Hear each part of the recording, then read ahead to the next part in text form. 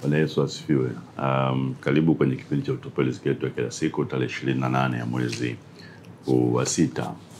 Tunaendelea na chombo cha 4 cha kusaidia kupata mafanikio ya kiuchumi ambacho ni biashara ya vitu visivyohamishika.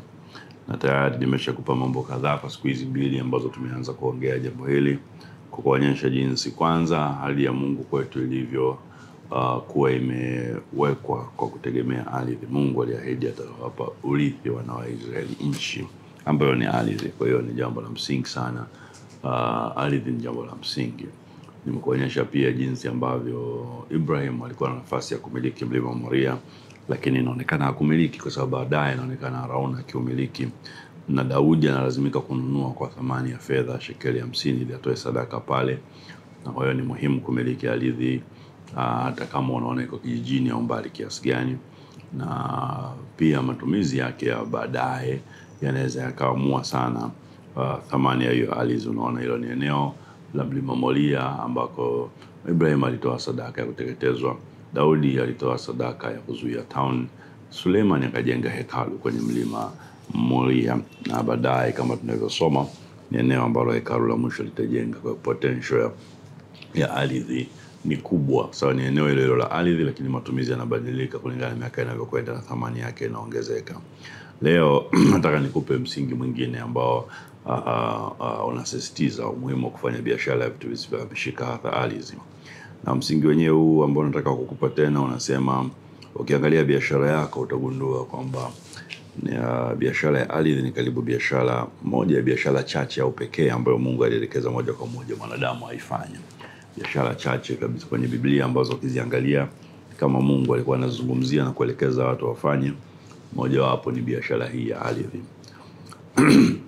Yeremia sura ile ya 32 mstari wa 6 hadi wa 17. Yeremia ile sura ya 32 mstari ule wa 6 mpaka mstari wa 17.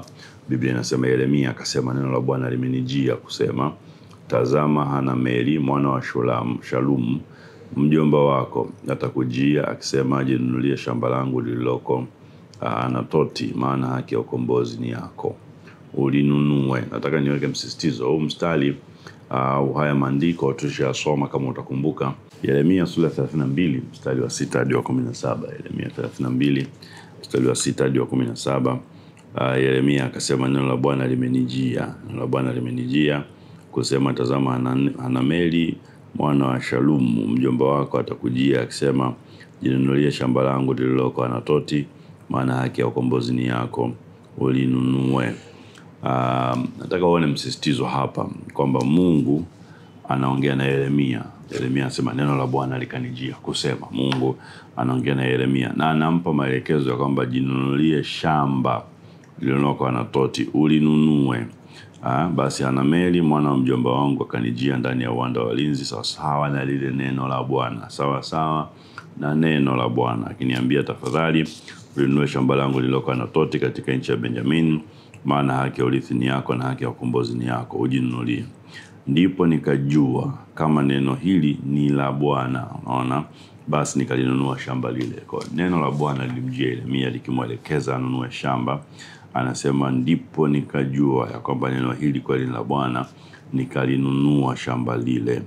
Basi nikanunua ile shamba lililoko Anatoti kwa Hanameli mwana mjomba wangu, nikampimia fedha yake shekeli 17 za fedha, nami nikaitia sahihi ile hati na kupiga muhuri.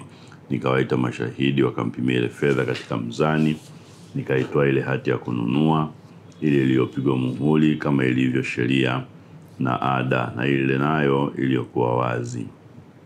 Na ile hati ya kununua nikampa Baruku mwana wa Neri mwana wa Masea mbele ya uso wa Hanameli mwana mjomba wangu, na mbele ya mashahidi wale walioitia sahihi hati ya kununua, mbele ya Wayahudi wote walioketi katika uwanda wa walinzi. Nami nikamwagiza Baruku mbele yao nikisema, angalia, anasema Bwana wa majeshi, Mungu wa Israeli asema hivi, toa hizi hati. Mungu anampa maelekezo Yeremia, anamwambia toa hizi hati, hati ya kununua, hati hii isiyopigwa muhuri na hii iliyo wazi pia, ukazitia katika chombo cha udongo zipate kukaa siku nyingi. Maana Bwana wa majeshi, angalia, Bwana wa majeshi Mungu wa Israeli asema hivi, nyumba na mashamba, vitu visivyohamishika. Nyumba na mashamba ya mizabibu yatanunuliwa tena katika nchi hii. Hata nikiisha kumpa Baruku mwana wa Neria hati ile ya kununua, nalimwomba Bwana nikisema, Bwana Mungu, tazama wewe umeziumba mbingu na nchi kwa uwezo wako mkuu na kwa mkono wako ulionyoshwa.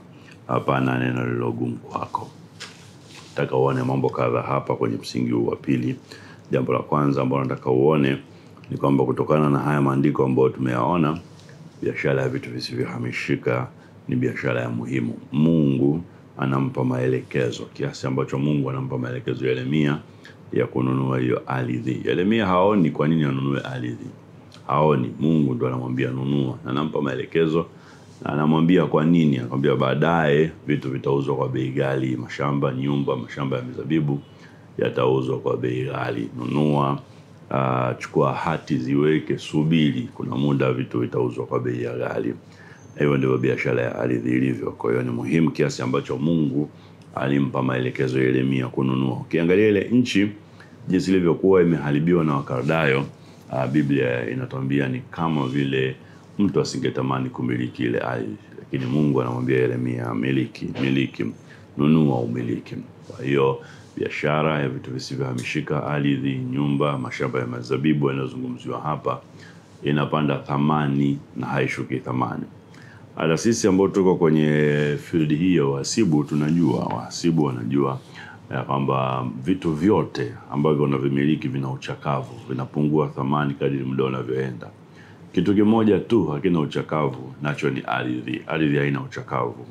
Kadri siku zinavyoenda yenyewe inaongezeka thamani. Vitu vingine vyote mali ulizonavyo vinashuka thamani. Ardhi inaongezeka thamani kadri siku zinavyoenda. Miliki ardhi, hakikisha unamiliki kama alivyoelekezwa Yeremia.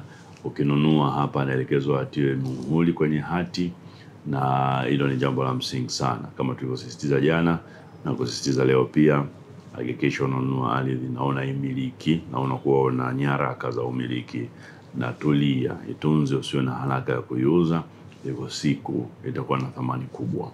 Mungu akubariki sana. Tukutane kesho kwenye kipindi kama hiki saa 12 asubuhi. Amen.